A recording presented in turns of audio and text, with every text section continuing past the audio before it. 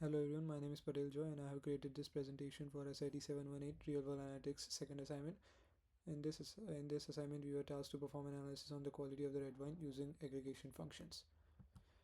So the dataset that we were given contained 1,599 red wine samples from the north of Portugal, and this dataset had 5 variables. X1 denoted citric acid, X2 denoted chlorides, X3 denoted total sulfur dioxide, X4 denoted pH, X5 denoted alcohol, and Y denoted the overall quality of the wine. The scatter plots, they show us the relationship between the two variables. They show if the variables have a positive, negative, or no correlation at all among them. So from the plot of citric acid versus quality, we can see that the quality of wine tends to increase when the amount of citric acid increases. However, there's still the pattern is not clear, and we can assume that there must be some positive correlation. For chloride versus quality, we can see that most of the samples have a low chloride content, and there is a decrease in the quality of the wine as the amount of chlorides increases. From the plot of sulfur dioxide and quality, we can see that the quality of wine decreases as the total sulfur dioxide in the wine increases. For pH versus quality, we can see that the quality of the wine is good when the pH values are around the mean, but if the pH values increase too much, then the quality of the wine decreases. For alcohol versus quality, as the amount of alcohol in the wine increases, the quality of the wine also improves. The correlation coefficients, they give the numerical value to the relationship among the two variables. 1 means perfect positive correlation, 0 means no correlation, and -1 indicates that the variables are negatively correlated. For citric acid and alcohol, they are positively correlated, while the other three variables, chlorides, total sulfur dioxide, and pH, they are negatively correlated. Histograms, they show us the distribution of the data. We can see that the data web points for citric acid are positively skewed. For chlorides, they are almost normally distributed, but due to a few values, they become highly positively skewed. For sulfur dioxides, again due to a few values, the data becomes positively skewed. However, for pH, it is symmetrical, so it is nearly normal distribution, but there are a few values which increase the skewness a little bit. For alcohol, they have most samples have high alcohol percentage, and so the data is positively skewed.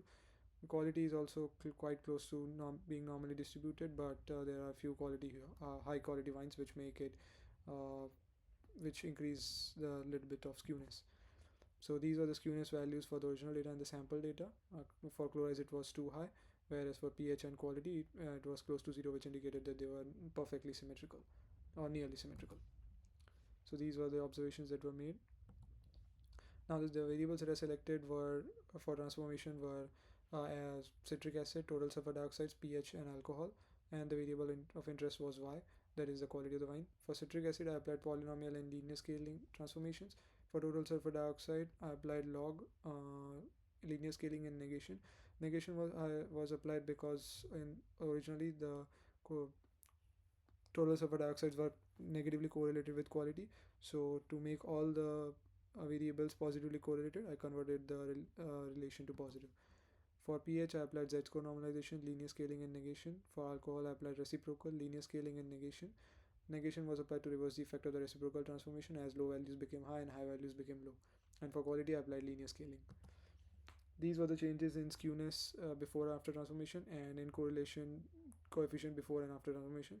So I managed to reduce the skewness for citric acid, total sulfur dioxide, and alcohol. The skewness of pH and quality was already quite low, so there was no need to change it. Now all variables were positively correlated, which made the analysis easier.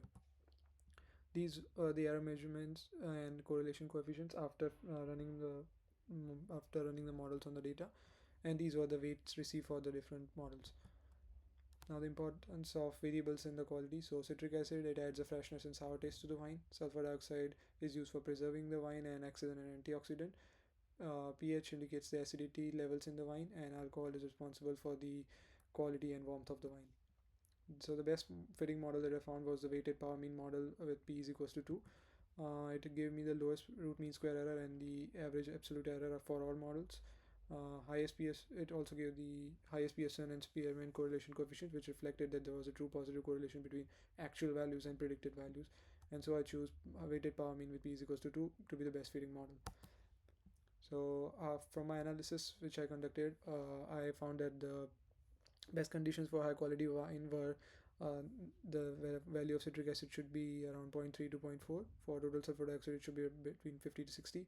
For pH, it should be between 3.2 to 3.4, and for alcohol, it should be around 12 to 13.